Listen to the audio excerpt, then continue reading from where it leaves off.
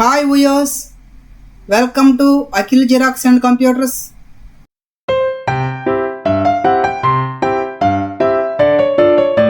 నేను మీ అప్పలనాయుడు గోర్లే.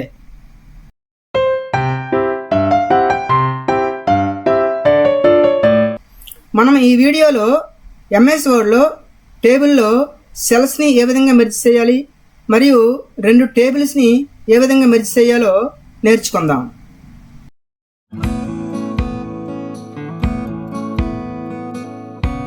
ముందుగా టేబుల్లో సెల్స్ని ఏ విధంగా మెర్జ్ చేయాలో చూద్దాం. మనకు కనిపిస్తున్న ఈ టేబుల్లో టాప్ రోలో ఉన్న అన్ని సెల్స్ని మెర్జ్ చేసి ఇక్కడ ఒక హెడ్డింగ్ని ఇవ్వడం జరిగింది. అదే మాదిరిగా సీరియల్ నెంబర్ని, నేమ్ ఆఫ్ ది స్టూడెంట్ని, ఇక్కడ లాంగ్వేజెస్, గ్రూప్ సబ్జెక్ట్స్ వీటిని కూడా ఆ పర్టికులర్ రోస్లో ఉన్న సెల్స్ని మెర్జ్ చేసి ఇక్కడ హెడ్డింగ్స్ని ఇచ్చారు. ఇదే మాదిరిగా మనము టేబుల్లో సెల్స్ని ఏ విధంగా మెర్జ్ చేయాలో చూద్దాం. మనకి ఈ రెండో టేబుల్లో టాప్లో హెడ్డింగ్ కావాలి కాబట్టి ఈ టాప్ రోలో ఉన్న అన్ని సెల్స్ని సెలెక్ట్ చేసుకొని రైట్ క్లిక్ చేసుకొని మెర్జ్ సెల్స్ని క్లిక్ చేసుకుంటే మనం సెలెక్ట్ చేసుకున్న సెల్స్ అన్నీ మెర్జ్ అవుతాయి అన్నమాట. ఈ విధంగా నెక్స్ట్ మనము ఈ సీరియల్ నెంబర్ కోసము ఈ రెండు సెల్స్ని మెర్జ్ చేద్దాం. సెలెక్ట్ చేసాం, రైట్ క్లిక్ చేసుకున్నాం, మెర్జ్ సెల్స్కి వెళ్ళాం. ఆ రెండు సెల్స్ మెర్జ్ అయ్యాయి. అదే మాదిరిగా నేమ్ ఆఫ్ ది స్టూడెంట్ కోసము ఈ రెండు సెల్స్ని మెర్జ్ చేద్దాం. సెలెక్ట్ చేసుకున్నాం, రైట్ క్లిక్ చేసాం, మెర్జ్ సెల్స్కి వెళ్ళాం. ఆ రెండు సెల్స్ మనకి మెర్జ్ అయ్యాయి. అయితే సెల్స్ని మరో పద్ధతిలో కూడా మెర్జ్ చేసుకోవచ్చు. అది ఎట్లాగంటే మనకి ఈ లాంగ్వేజ్ కోసము ఈ రెండు సెల్స్ మెర్జ్ అవ్వాలి కాబట్టి ఈ రెండు సెల్స్ని సెలెక్ట్ చేసుకున్నాము. ఈ లేఅవుట్ ట్యాబ్కి వెళ్ళి ఇక్కడ మెర్జ్ సెల్స్ని క్లిక్ చేసుకుంటే మనం సెలెక్ట్ చేసుకున్న సెల్స్ అన్నీ మెర్జ్ అవుతాయి అన్నమాట. ఈ మాదిరిగా ఇక్కడ మనకి గ్రూప్ సబ్జెక్ట్స్ కోసం ఈ మూడు సెల్లు మెర్జ్ అవ్వాలి కాబట్టి ఈ మూడు సెల్స్ని సెలెక్ట్ చేసుకొని ఈ లేఅవుట్ ట్యాబ్కి వెళ్ళి ఈ మెర్జ్ సెల్స్ని క్లిక్ చేసుకుంటే మనం సెలెక్ట్ చేసుకున్న సెల్స్ మెర్జ్ అవుతాయి అన్నమాట. ఈ విధంగా మనము MS వర్డ్లో మనకు కావలసిన సెల్స్ని మెర్జ్ చేసుకోవచ్చు.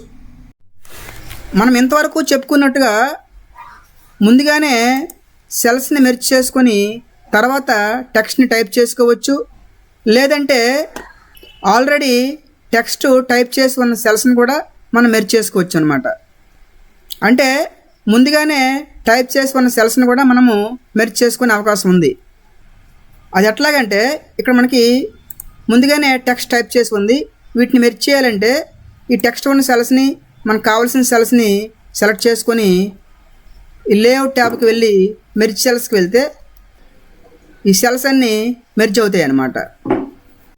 నెక్స్ట్ రెండు టేబుల్స్ని ఏ విధంగా మెర్జ్ చేయాలో నేర్చుకుందాం. మనం ఇంతవరకు టేబుల్లో ఉన్న సెల్స్ని ఏ విధంగా మెర్జ్ చేయాలో చూసాం.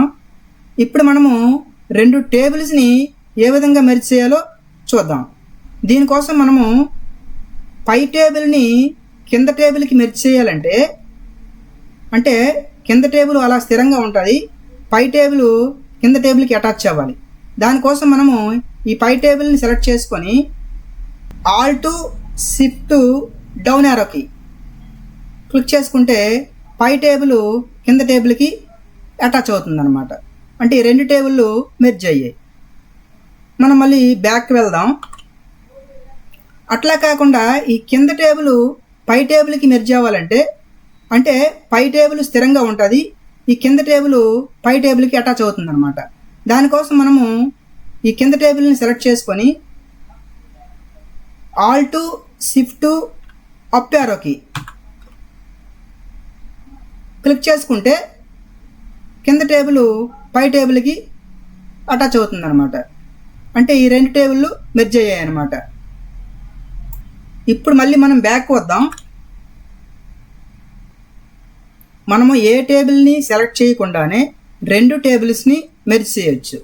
అది ఎట్లాగంటే రెండు టేబుల్స్ మధ్య స్పేస్లో కర్సర్ ఉంచి alt shift down arrow key కానీ లేదా అప్ యారో కీ కానీ క్లిక్ చేస్తే 2 టేబుల్స్ మెర్జ్ అవుతాయి. ఈ విధంగా మనం ఈ మాదిరిగా ఎంఎస్ వర్డ్లో టేబుల్స్ని మెర్జ్ చేసుకోవచ్చు. మనం ఇంతవరకు ఎంఎస్ వర్డ్లో టేబుల్లో సెల్స్ని ఏ విధంగా మెర్జ్ చేయాలో మరియు 2 టేబుల్స్ని ఏ విధంగా మెర్జ్ చేయాలో నేర్చుకున్నాం కదండి. నెక్స్ట్ వీడియోలో ఎంఎస్ వర్డ్లో టేబుల్లో సెల్స్ని ఏ విధంగా స్ప్లిట్ చేయాలి మరియు టేబుల్ని ఏ విధంగా స్ప్లిట్ చేయాలో నేర్చుకుందాం. ఈ వీడియోలో ఉన్న కంటెంట్ మీకు నచ్చితే లైక్ చేయండి, షేర్ చేయండి, మీ విలువైన సూచనలని కామెంట్ రూపంలో తెలియజేయండి. ఫర్దర్ వీడియోలు మీకు నోటిఫికేషన్ రూపంలో రావాలంటే సబ్స్క్రైబ్ చేసి బెల్ ఐకాన్ క్లిక్ చేయండి.